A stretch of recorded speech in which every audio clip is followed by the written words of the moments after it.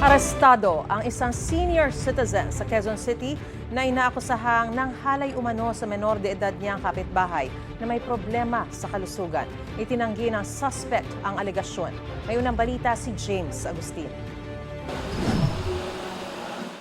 Himas rehas ang 65 taong gulang na lalaki matapos reklamo ng pangahalay umano sa kanyang kapitbahay sa Project 4 Quezon City.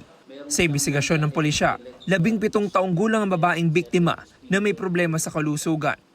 Habang ang ating biktima ay nakaupo sa isang motorcycle and then kinawayan siya nung ating suspect, nung hindi siya pinansin ng ating biktima, lumapit yung ating suspect sa kanya at hinawakan siya sa kamay, dinala doon sa gilid na kung saan mayroong madilim na porsyon.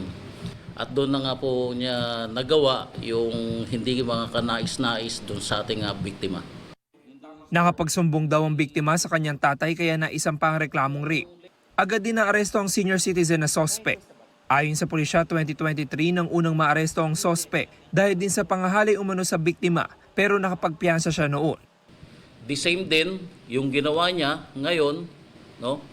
Bumibili yung bata ng mga bandang 3:40 PM ng hapon ng November 1 at doon siguro natukso siya at ginawa niya rin yung kahalayan na yun sa bata. Itinanggi naman ng sospek ang mga aligasyon laban sa kanya. Masasabi ko lang po, wala pong ginagawa rin sa bata na yun.